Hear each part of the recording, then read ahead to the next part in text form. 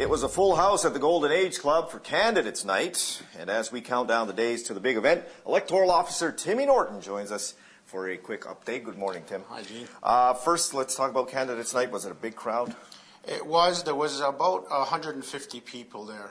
It was very packed. It was, the venue was kind of small, but everybody had a seat, and they had the air conditioning on. It went pretty good. It went very good. I was very happy with how with the turnout and the way people reacted there. They were very polite, and it was a good meeting. Okay, good. Just in case people don't know, it was originally scheduled to be at the Moose, and it was moved Yes. to Golden Age Club. What was the reason for that? Yes, the Moose Lodge, when I had rented it back in May, they were doing renovations, and how construction goes. They couldn't get it finished in time. They told me it was going to be finished in time, but they couldn't. I don't blame them. I know Sure. how construction goes, and so I had to act quickly. And the Golden Age Club was very accepting, and they said, yeah, right away.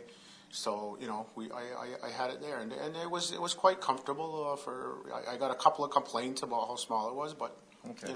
It was okay. So about the whole Candidates Night, do you have any thoughts? How did it go? Were there any problems, anything like that?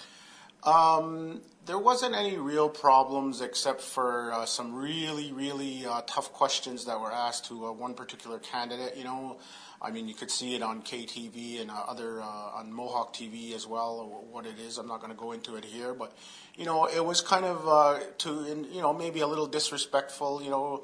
They were written down on pieces of papers, and that's how we did it. We drew it out of a basket, but other than that, I believe it was, I didn't hear any bad comments from anybody, or what you usually get at community meetings, where there's people in the background saying stuff like that.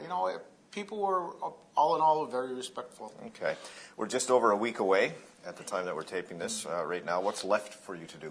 What's left for me to do is this weekend, June the 30th, we will be doing the advance poll. And probably by the time this comes on, the deadline for the advance poll will have passed, which is June the 28th at 10 a.m.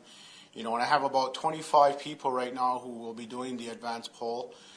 Though that's the reason for the advance poll is so for people who can't make it on July 7th. And with valid reason, they have pre-planned vacations, they'll be in the hospital, there's different reasons. Sporting events, that kind of thing. And like I said, I have about 25 people right now signed up, and that'll be the next one. And that's a kind of a small, I have 2 scrutineers and 25 people coming in.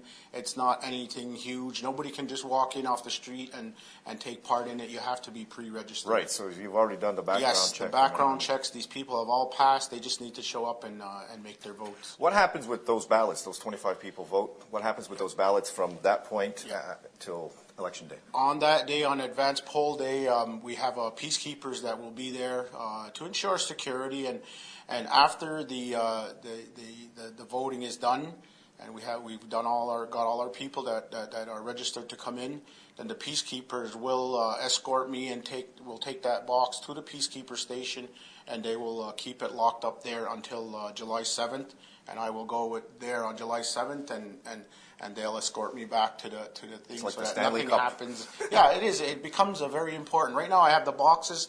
They're just boxes. Right. But once that happens, it becomes a very important part of the elections, and it has to be handled very carefully. Okay.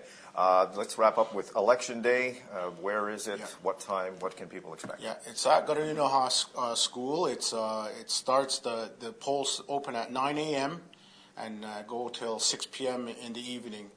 And you just need to come in, and you don't need ID or anything. We have our membership people there, and they have you're on the computer. You just need to give your name, and they check. And if you're on the membership list, you can cast your vote.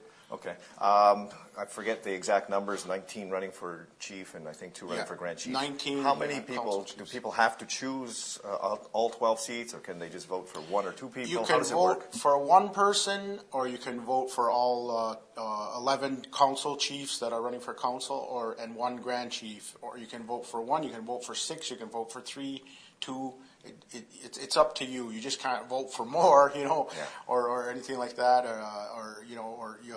but you have a basic number to vote for. If somebody does vote for too many people, like there's 12 seats and they put 13 names, they check off 13 names, does that become a spoiled ballot? Yes, unfortunately, it would be a spoiled ballot because we can't determine which ones they want it, you know, Right. and we can't say, okay, maybe they didn't want this one and take the other. Unfortunately, it's a spoiled ballot.